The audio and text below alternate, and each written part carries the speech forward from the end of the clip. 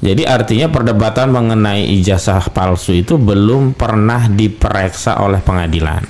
Saya katakan kepada pihak-pihak menyatakan tidak terbukti. Bagaimana mau dibuktikan wong kita belum masuk pokok perkara. Oke. Ibaratnya kita mau masuk rumah untuk ngecek apakah di dalam rumah itu ada kopi atau tidak. Kita baru di pagar dinyatakan kamu tidak boleh masuk rumah. Jadi kalau saya mau katakan kepada rekan advokat Otto Hasibuan, dia menyatakan bahwa ijazah Jokowi asli, saya tanya balik, apakah dia pernah melihat? Kan semua orang yang menyatakan ijazah asli Jokowi itu juga tidak pernah melihat, sebagaimana kami juga tidak pernah melihat.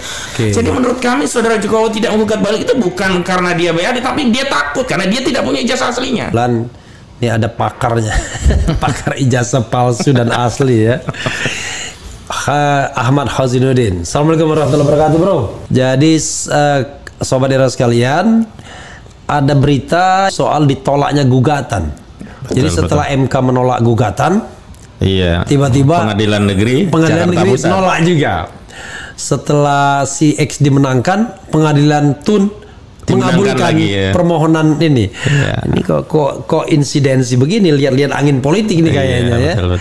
Jadi sobat era sekalian, jadi kita tahu bahwa beberapa pihak melakukan gugatan terhadap kasus ijazah palsu Presiden Jokowi. Betul. Yang diajukan oleh paling tidak 4 ya. Prinsipalnya pertama Bambang Tri, yang kedua itu Rizal Fadilah, Muslim Arbi, satunya lagi Marwan Batuara, bukan ya? Bukan. Saya lupa yang satunya, lupa. Oke. Nah, 4 orang ini sudah 3 bulan kasusnya dengan lawyer antara lain Egy Sujana, mantan partner waktu membela Bambang Tri di PN Solo, ada juga Kurnia, ada juga Juju Purwantoro, dan kemudian kita mendengar ditolak gugatannya itu, tetapi tentu kita akan luruskan. Sebelumnya saya mau buka salah satu berita, misalnya CNN Indonesia. Otto sebut gugatan ijazah palsu Jokowi kembali ditolak. Coba kita bacakan ya, biar untuk memberikan konteks kepada sobat era sekalian dan apa ini maksudnya ya. Coba Jakarta, CNN Indonesia, Pengadilan Negeri Jakarta Pusat, PN Jakpus disebut telah menolak gugatan dari Egy Sujana CS terkait penggunaan ijazah palsu oleh Presiden Jokowi Joko Widodo. Pengacara Jokowi Otto Hasibuan, luar biasa ya. Kalau tidak jadi Menteri Hukum dan HAM sia-sia saja nih Otto nih. Menyebut perkara yang terregister dengan nomor 610 dan seterusnya diputuskan ditolak. Wah, luar biasa, ini nggak paham ini ya. Pasti Majelis Hakim PN Jakpus pada Kamis 25 April ya kan, 1 hari setelah Prabowo ditetapkan sebagai pemenang. Gugatan tersebut oleh PN Jakpus hari ini dinyatakan telah tidak diterima. Wah, jadi quotationnya benar. Eksepsi kami dikabulkan, eksepsi absolut dan gugatan itu tidak diterima, ujarnya dalam konferensi pers di Jakarta Selatan. Otto mengatakan dengan adanya putusan tersebut, maka seluruh tuduhan yang dilayangkan oleh Egy Sujana CS terkait ijazah palsu telah terbukti tidak benar. Ya. Oleh karenanya ia berharap tidak ada lagi pihak-pihak yang masih meragukan keaslian ijazah dari Presiden Jokowi. Gimana caranya? Tidak pernah kita lihat itu barang. Terlebih Otto menyebut selama ini tidak ada satupun alat bukti otentik yang disampaikan Egy CS terkait ijazah palsu. Kan tinggal dibalik aja ya kan? Masa kita nunjukkan yang palsunya? Kan mestinya dibalik, tunjukkan yang aslinya kan? Betul. Hal itu ijazah palsu adalah tidak benar dan akhirnya PN Jakpus telah juga menyatakan tidak menerima gugatan yang diajukan oleh beberapa orang yang diwakili oleh Egy Sujana dan gugatannya itu dinyatakan tidak dapat diterima. Ya.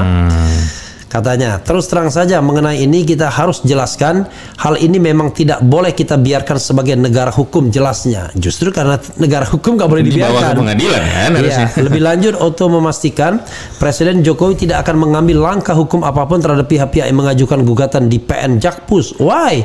Digugat balik malah bagus. Iya, bagus. Iya kan? Iya. untuk menunjukkan bahwa ijazahnya asli. Oke, enggak apa-apa. Dia Jokowi sudah berikan kesempatan seluas-luasnya. Kalau Anda enggak yakin digugat ke pengadilan, di pengadilan mereka ternyata tidak berhasil juga, ujarnya. Oke. Di sisi lain, Otto juga menyebut gugatan terkait tuduhan dinasti politik kepada Jokowi dan keluarga juga telah ditolak oleh Petun. Ini yang mana lagi nih ya? Oleh Kasus sebab yang itu, ia menyebut tudingan dinasti politik oleh Jokowi tidaklah benar. Ya, putusan ini sudah dilakukan, dibuatkan oleh Petun beberapa waktu lalu, dikuatkan bukan dibuatkan, dan gugatan tersebut dinyatakan tidak diterima. Jadi itu membuktikan bahwa persoalan dinasti politik itu sebenarnya tidak pernah terbukti di Petun, jelasnya. Saya nggak, ya jelas aja nanti definisi dinasti itu apa. Ini bukan persoalan hukum, ini persoalan politik ya. Betul. Otto lantas mengimbau seluruh pihak terkait untuk bisa menghormati putusan hukum yang telah ditetapkan. Ia juga berharap tidak ada tudingan serupa di masa yang akan datang. Why? Adapun gugatan terkait dinasti politik oleh Presiden Jokowi dan keluarganya dilayangkan oleh Tim Pembela Demokrasi Indonesia di Petun. Oh ya, TPDI itu TPDI ya. Saya imbau semua pihak untuk bisa menghormati hukum dan jangan lagi ada orang-orang yang menuduh adanya dinasti politik, pungkasnya. Belum berkuasa saja dia sudah otoriter ya. Bang Otto ya, teman saya di pengadilan MK ya. Yang pernah menginterupsi saya dan saya balas balik ya. Dan sering juga berdebat di televisi. Ini sobat era sekalian, ada Ahmad Hauzinuddin. Walaupun dia tidak menjadi lawyer dalam perkara ini, tetapi dia tahu betul ya bagaimana duduk perkara ijazah palsu tersebut ya. Silakan Bro Hauzinuddin, Anda jelaskan kepada publik apakah betul itu sudah ditolak dan tidak terbukti bahwa ijazah itu palsu. Silakan. Baik, bismillahirrahmanirrahim. Yang pertama yang ingin saya klarifikasi, Bang, nomenklatur putusan itu bukan ditolak, tapi tidak dapat diterima. Ya. Karena putusan yang dibacakan itu bukan putusan terkait pokok perkara, tapi putusan sela. Dalam putusan sela itu memang ada eksepsi dari para tergugat ya, termasuk Jokowi dan juga beberapa pihak lain yang digugat. Di dalam eksepsi itu mereka menyatakan bahwa pengadilan tidak berwenang mengadili. Nah, lalu dalam putusan sela itulah dikatakan oleh pengadilan bahwa pengadilan menyatakan tidak dapat menerima atau gugatan tidak dapat diterima karena pengadilan tidak memiliki kewenangan. Memang kami belum tahu reason secara lengkap karena putusan sela itu kan tidak dibacakan langsung. Ya, Anda ya. Ya. Kalau kami seolah-olah Anda mewakili lawyer yang lain. Ya, kami yang dimaksud adalah tim daripada yang terlibat itu kan ada yang formil, ada juga yang di belakang, dan saya terus diajak koordinasi oleh Bang Egy terkait materi muatannya walaupun secara formil tetapi secara material kan terlibat. Bukan secara formil tidak terlibat tapi secara informal terlibat ya. Gitu. Nah, makanya kalau dikatakan gugatan itu ditolak, keliru. Yang benar adalah di NU istilahnya atau tidak dapat diterima. Artinya apa? Jadi artinya perdebatan mengenai ijazah palsu itu belum pernah diperiksa oleh pengadilan. Saya katakan kepada pihak-pihak menyatakan tidak terbukti. Bagaimana mau dibuktikan wong kita belum masuk pokok perkara? Ibaratnya kita mau masuk rumah untuk ngecek apakah di dalam rumah itu ada kopi atau tidak. Kita baru di pagar dinyatakan kamu tidak boleh masuk rumah. Karena ini rumah bukan jualan kopi tapi kedai pisang goreng misalnya begitu gitu. Jadi memang sampai hari ini dengan putusan itu rakyat justru masih terus bertanya-tanya sebenarnya saudara Joko Widodo itu punya ijazah asli atau tidak. Ini dalam konteks pengadilan Jakarta Pusat. Tapi kami kan mengadakan proses itu bukan hanya di Jakarta Pusat, ada juga di Pengadilan Negeri Surakarta. Dan bahkan konteksnya itu adalah pidana. Pidana itu pembuktiannya sifatnya material karena mencari keadilan yang bersifat material. Dalam proses pidana yang materi muatannya juga terkait ijazah palsu, di mana Gus Nur dan Bambang Tri dituduh mengedarkan kabar bohong karena menyatakan Presiden Joko Widodo berijazah palsu, jaksa kan yang punya kewajiban untuk membuktikan dakwaannya. Untuk membuktikan dakwaannya bahwa kabar ijazah palsu itu kabar bohong, berarti kan jaksa harus menghadirkan ijazah aslinya. Hampir 6 bulan kami bersidang dan kami sudah minta lewat pengadilan, lewat majelis hakim yang memimpin. Kita berkoordinasi juga dengan jaksa. Maksud saya gini, Bang. saat itu kalau jaksa bisa menghadirkan ijazah asli Jokowi, kita juga selesai gitu. Selesai. Kita juga bersyukur, oh ternyata presiden kita itu punya ijazah asli. Iya. Ternyata Bambang tadi itu keliru. Ternyata Gus Nur itu keliru. Iya. Maka layak dan wajar kalau keduanya dijebloskan ke penjara. Iya. Tapi dalam putusan itu yang pun sebenarnya tidak layak juga kan, iya, walaupun karena itu berpendapat kan ya. Iya, itu kan berbeda pendapat. Iya. Lalu kemudian yang penting dia ngaku salah. Ngaku kan? salah begitu. Ya, oke. Tapi dalam proses itu tidak pernah ada ijazah asli, dan yang menarik begini Bang. Iya. Dakwa. Ini saya minum minuman Anda tadi nggak dibawa. Oh iya, Oke. gampang. Nanti saya susul lagi di sana. Iya. Yang menarik begini Bang. Saat itu kan dakwaannya adalah alternatif. Iya. Pertama didakwa kabar bohong. Iya. Pasal 14 ayat 1 dan 2 dan pasal 15 Undang-Undang Nomor 1 tahun 46 yang sudah Ya, dibatalkan akhirnya MK. dibatalkan MK. Iya. Ya. Yang kedua Undang-Undang ITE pasal 28 karena Ya. dianggap menyebarkan kebencian dan permusuhan berdasarkan sara. Ya. Yang ketiga dianggap melakukan penodaan agama 156 KUHP. Tadi berdasarkan Sarah ya, bukan berdasarkan Zainab. Iya, bukan. Bukan juga Siti Romlah dan sebagainya, bukan ya. Sarah ya. Kita balik lagi. Nah, Iya. saat itu di putusan tingkat pertama Surakarta yang divonis itu adalah 6 tahun karena dianggap terbukti kabar bohong. Iya. Dituntut maksimal 10 tahun, divonis Vonis 6 tahun. 6 tahun.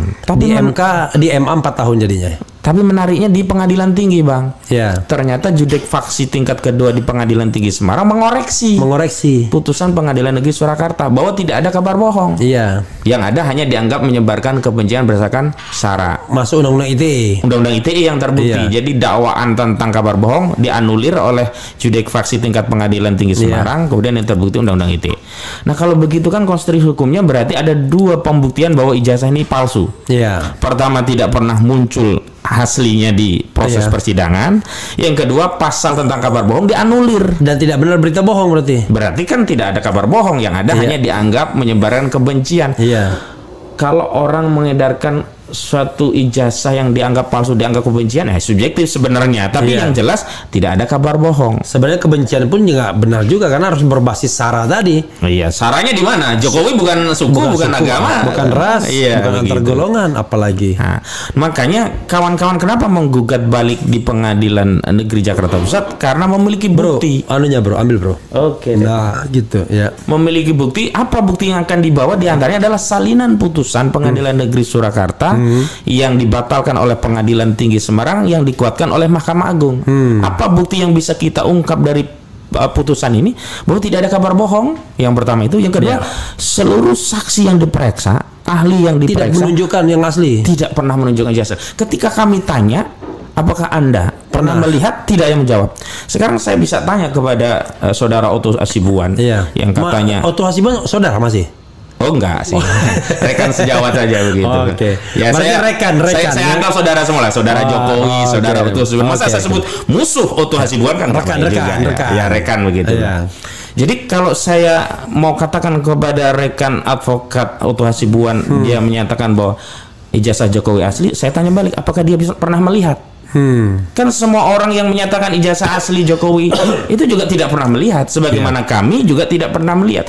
Karena itu sebenarnya kesempatan yang baik ini harusnya digunakan oleh tim untuk menunjukkan ijazah asli pada sebuah peradilan yang masuk ke pokok perkara. Nah, karena ini dieksepsi, jadi tidak ada kesempatan juga bagi saudara Joko Widodo untuk menghadirkan ijazah asli. Sebenarnya Bang, ini gugatan ini kan baik. Iya. Gugatan ini memberi kesempatan kepada saudara Joko Widodo untuk mengklarifikasi di hadapan hakim pengadilan, bahkan di hadapan publik, sehingga punya nilai hukum karena di persidangan bahwa dirinya punya ijazah asli. Tapi karena ini dieksepsi, maka persoalan utama tentang ijazah asli sampai hari ini belum bisa kita katakan tidak benar atau benar. Iya, iya. Karena belum masuk ke proses pembuktian. Makanya terhadap putusan itu ada dua alternatif. Bisa dilakukan banding, bisa dilakukan gugatan ulang. Tapi saya lihat kawan-kawan itu berniat mau gugat ulang Bang. Bodoh amat, pokoknya gugat ulang lagi. Gugat ulang lagi, gugat ulang. Karena namanya NU. NU itu kan masih kosong-kosong. Iya. Begitu. Jadi konstruksi hukumnya begitu. Yang kedua, kalau dikatakan Pak Jokowi tidak akan menggugat balik sebagai bentuk kebaikan beliau ya terhadap para penggugat. Kemarin saya diskusi dengan Bang Egy, justru kami tuh lebih suka kalau Joko Widodo gugat balik. Karena dengan gugat balik kan pembuktian ijazah asli ada pada dirinya sehingga dia bisa membawa ijazah aslinya. Katakanlah kalaupun ya gugatan balik itu dihukum untuk membayar sekian juta begitu kepada saudara Joko Widodo, itu lebih afdol kami membayar asal sudah menjadi jelas di hadapan kita rakyat bahwa ijazah saudara Joko Widodo ada gitu. Jadi menurut kami saudara Jokowi tidak menggugat balik itu bukan karena dia BAD, tapi dia takut karena dia tidak punya ijazah aslinya. Sebab kalau dia punya ijazah aslinya, kalau saya jadi Jokowi, saya punya ijazah asli, saya gugat balik, Bang. Jadi sebenarnya ini untuk menutupi bahwa memang ijazah asli itu tidak ada, sehingga proses berperkara itu dihentikan di pintu, di eksepsi gitu loh, Bang. Beda ya kalau eksepsinya pada pokok perkara, putusannya pada pokok perkara, oke lah bisa kita katakan tapi udah selesai. Begini, bro, nanti dia bilang Anda melakukan pencemaran nama baik pas gugat baliknya kan, dan tidak perlu menunjukkan ijazah asli. Nah, begini ya kayak Bambang Tri sama. Iya, kalau itu yang jadi soal semakin meneguhkan publik bahwa memang ini persoalannya ijazahnya nggak ada, dia cari-cari salah. Nah, rakyat ini sebenarnya, Bang, kan niatnya baik agar saudara Joko Widodo punya kesempatan mengklarifikasi bukan hanya di hadapan publik tapi di hadapan muka persidangan sehingga bernilai hukum bahwa dirinya punya ijazah asli dibuktikan dengan dihadirkan di persidangan. Selesai. Sehingga kita punya kepentingan juga untuk membersihkan legasi sejarah Republik ini dari praduga pernah dipimpin oleh presiden yang ijazahnya palsu. Gawat ini, Bang. Coba lihat di sosial media analisis tentang ijazah palsu. Itu bahkan ada suara dari yang mengaku Civitas Akademika UGM gitu-gitu ya. Iya. Anda mendengar kan? Pernah. Ya, tapi saya tidak bisa memutarnya. Ya, artinya tidak bisa mempercayai, bukan tidak percaya, tidak bisa mempercayai kan? Gitu, karena ya tadi harus ada pembuktian memang. Kalau nggak ada pembuktian memang ya masih kosong-kosong tadi kan? Gitu. Ibarat permainan belum ditentukan siapa yang kalah. Ini sepertinya ketika mau bertanding yang satu kelebihan berat badan jadi ditunda pertandingan. Oke, saya kembali kepada Anda baca nggak petitumnya apa aja? Karena saya menganggap petitumnya itu terlalu berlebihan dan tidak masuk wilayah kompetensi pengadilan negeri. Kalau misalnya harus mencabut mandat, harus apa gitu. Ini kan sebenarnya kalau saya bilang, Bang, hakim itu tinggal maunya apa. Kalau dia mau mengabulkan, selalu ada alasan. Misalkan petitum banyak yang nggak sesuai, ambil saja yang sesuai. Untuk petitum yang ini tidak kewenangan kami, tapi ke petitum yang ini ada kewenangan kami. Petitum utama kan menyatakan saudara Joko Widodo melakukan perbuatan melawan hukum. Ya, karena melakukan memalsukan ijazah. Iya. Ini kan kompensasinya ada pada pengadilan PMH. Ya, atau ex aequo et bono ya kan. Ya, dia kan bisa menggali sendiri keadilan. Begitu. Kan kalau yang penting adalah jelas ya kan bahwa saudara Jokowi memiliki ijazah asli. Sebenarnya kalau dia masuk ke pokok perkara dan di pokok perkara ada ijazah aslinya, gugatan ini nomenklaturnya ditolak, justru itu menjadi prestasi besar bagi tim hukumnya juga hakim juga pengadil Jokowi. Saya ingat MK jadinya. Tim hukumnya itu tidak pernah membuktikan menolak dalil kita, ya nolaknya MK sendiri. Lucu, maka saya lihat hakim MK ini kok jadi kayak lawyernya Jokowi, lawyernya Prabowo, bingung saya ini. Jadi terhadap dalil termohon kemudian pihak terkait tidak mengajukan bukti surat saksi maupun ahli. Namun setelah MK memeriksa dengan seksama, ya kan, maka gini bahwa itu cuma sekedar berita online dan pemohon tidak menyertakan bukti penguat berupa saksi dan ahli. Ini sontoloyo, saya bilang. Saksi dan ahli dibatasi 19, tapi dia permasalahkan tidak ada saksi, tidak ada ahli. Sebenarnya kan kalau di MK itu kan mirip perdata hukum pembuktiannya ya kan, Bang. Apa dalil yang tidak dibantah berarti kan diakui gitu loh. Iya. Nah, sebenarnya memang tadi bisa saja si hakim menggali itu sepanjang ada fakta. Kalau ini kan enggak, seolah-olah hakim menjadi lawyernya Prabowo gitu. Tapi sebenarnya tidak. Jadi gini ya, dia bukan pidana yang mencari kebenaran material satu demi satu, bukan juga perdata yang mencari kebenaran formil. Tapi dia sebenarnya balik kepada konstitusi, yaitu menjaga marwah konstitusi pemilu yang luber dan jurdil. Jadi cukup dengan keyakinan hakim apakah sebuah dalil itu telah menyebabkan pemilu tidak jujur dan tidak adil atau tidak luber dan tidak jurdil. Nah, kalau misalnya bansos misalnya gitu, kan kita tahu itu kan menusuk rasa keadilan kita. Kata Roma Hurmuzi, jangankan manusia, kalau dibekali 400 triliun monyet pun bisa jadi presiden gitu. Dan sebenarnya kan sudah terbukti juga, artinya itu tidak bulat, ada dissenting opinion, artinya ya kan. Oke, jangan ke situ bro. Oh ya, balik lagi. Saya juga mau mengaitkan itu, begini bang. Saya sih tidak aneh dengan putusan Pengadilan Jakarta Pusat.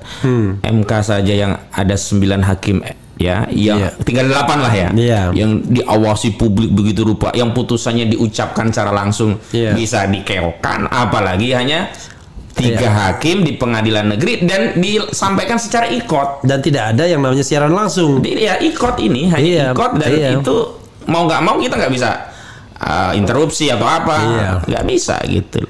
Oh, jadi nggak ada pembacaan putusan? Nggak ada, cuma tiba-tiba keluar penetapan.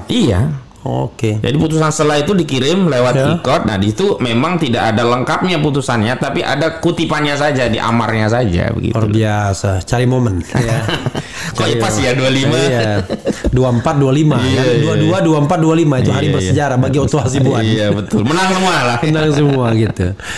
Oke, kita bacakan satu-satu.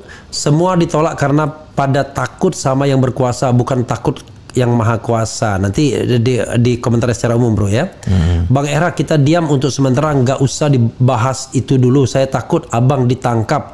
Mereka sekarang sudah bersatu berkuasa. Kok urusannya ditangkap gimana ini? Kita kan membahas sesuatu berdasarkan hukum ya. Kalau anak TK ditanya mana yang palsu dan mana yang asli, pasti anak TK tersebut ambil ijazah aslinya. Oke. Anis Fit RH 2029, luar biasa. Maksudnya untuk menyanyikan lagu Pemimpin Adil ya kan. Kalau untuk menyanyikan lagu sih boleh ya, tapi untuk menjadi pasangan calon presiden dan wakil presiden enggak.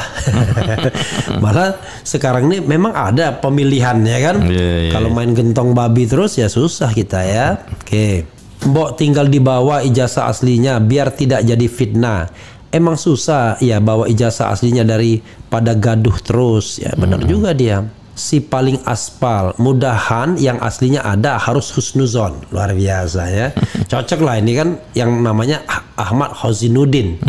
Memang ini agama yang dipercaya. Hozinuddin jangan din itu agama. Hozin itu jangan dari husnuzon itu.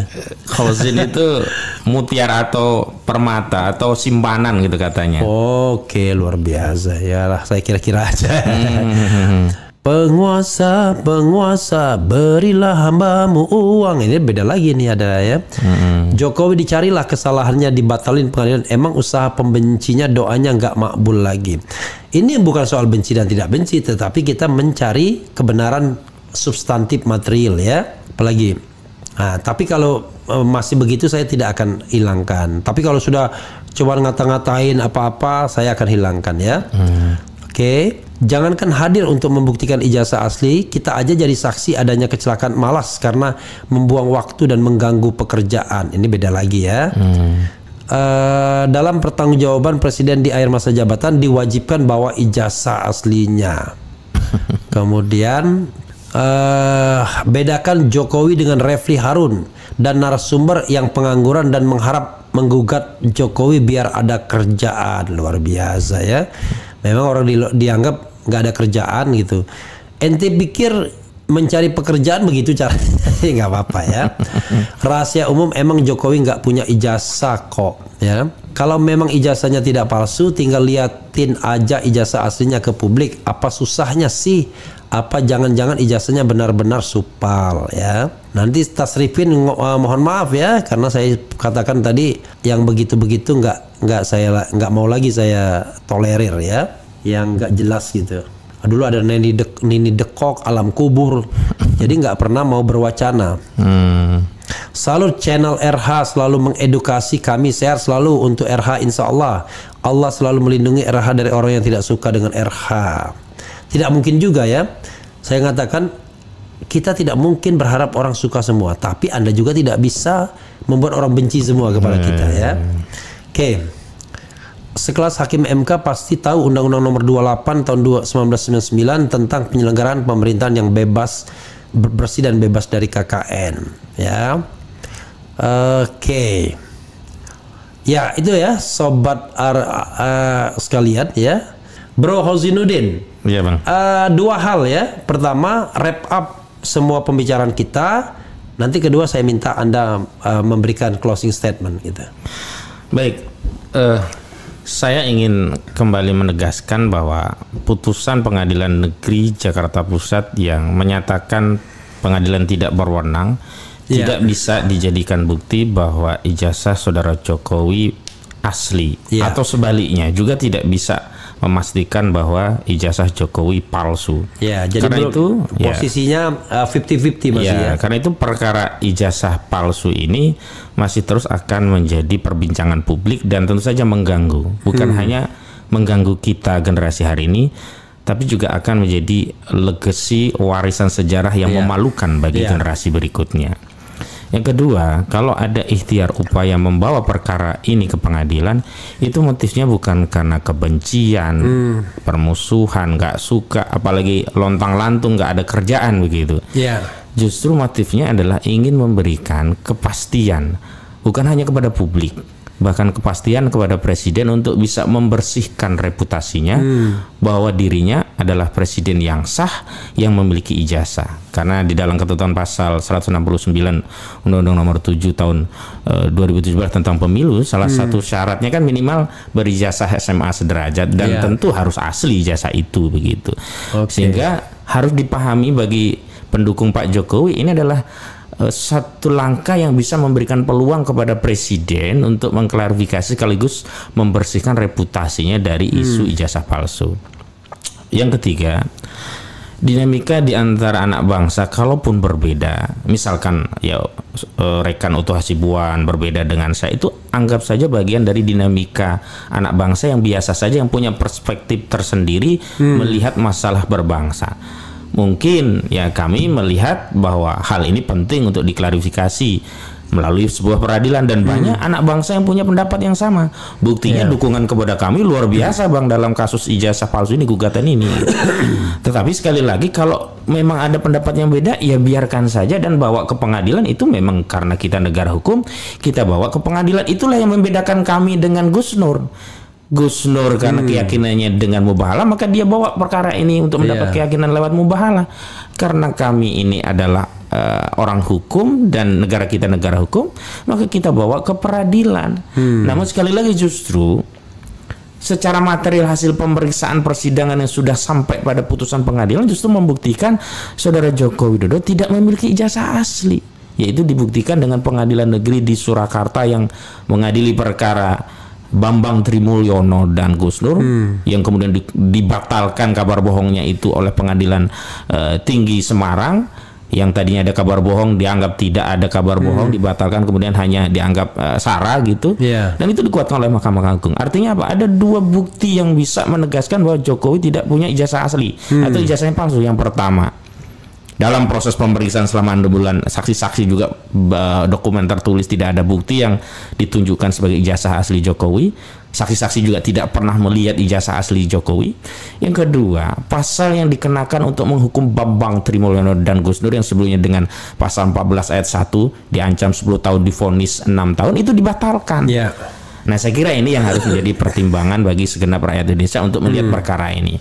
Bahwa kemudian pada akhirnya kita punya persepsi, pandangan, bahkan preferensi politik yang berbeda, ya biasa saja lah. Hari ini ada 01, 02, 03. Nah, termasuk ada yang pro dengan gugatan kami, ya kami berterima kasih. Ada yang kontra, kami juga tidak mengapa. Yang penting tadi, tidak pro kontra dengan dasar ya taklid buta. Kami menggunakan argumentasi dengan bukti. Bahkan bang, bukti ini kan pernah kami bawa ke DPR RI saat Puan meminta kalau memang mau memakzulkan Presiden Jokowi, tolong bawa bukti dan apa urgensinya.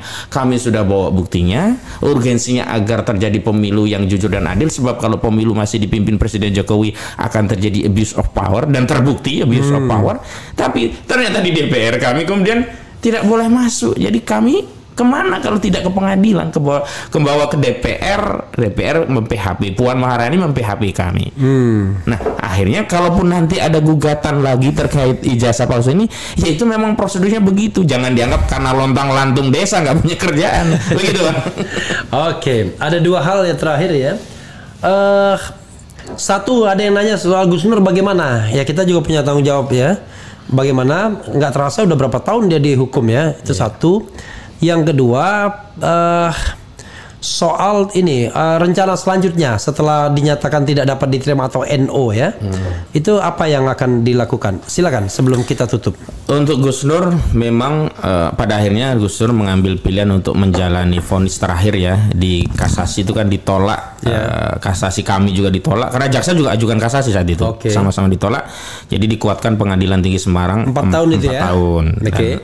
Kalau begitu ya tinggal menunggu proses. Kalau sudah 2/3 berarti PB atau pembebasan bersyarat. Dan nggak terasa ya tiba-tiba udah mau mendekati. Ya, saya pernah dibilang begitu ya. Kamu nggak terasa yang mengalami gila-gilaan. Oke. Yang kedua ya kalau terkait putusannya memang opsinya 2. Pertama, dalam waktu 14 hari kami bisa saja mengajukan banding. Bukan saya ya, tapi tim yang saya juga diajak diskusi. Prinsipal dan tim hukum banding. Atau yang kedua memang preferensinya adalah melakukan gugatan baru begitu. Tapi saya dengar-dengar ya diskusi dari tim lawyer termasuk Bang Egy itu lebih preference Egy untuk Sujana ya. Ya, untuk ambil ajukan gugatan baru gitu. Karena begini, kalau gugatan baru itu kan akan ada proses yang sifatnya konvensional lagi, ada hadir di sidang, ada konferensi pers. Kalau banding kan hanya berkas Bang, jadi nggak bisa kontrol juga. Ya, oke. Gitu. Itu jangan-jangan kalau terus bisa berkali-kali itu terus ya. Karena memang pengadilan juga tidak bisa membatasi orang menggugat berapa kali, karena kan ini NU. Iya. Oke, itu ya sobat era sekalian. Dan memang barangkali bisa jadi baru akan terungkap setelah rezim berganti. Nah, gitu. Tapi rezim dia lagi. Kita tidak tahu ya. Yang jelas kita bukan anak kecil, Mas Prabowo ya, Mas Gibran. Tenang, saya ada di sini, Bang. Tenang, ada di sini. Oke. Ya, itu saja sebenarnya sekalian ya. Mudah-mudahan ini memberikan pembelajaran kepada kita semua. Memang ada terminologi hukum.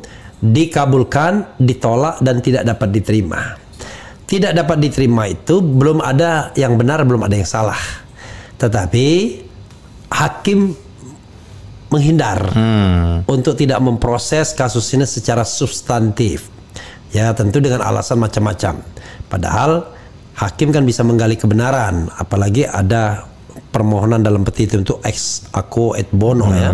Kalau hakim berpikiran lain ya monggo, hakimnya seperti apa. Tapi sooner or later kebenaran itu pasti datang.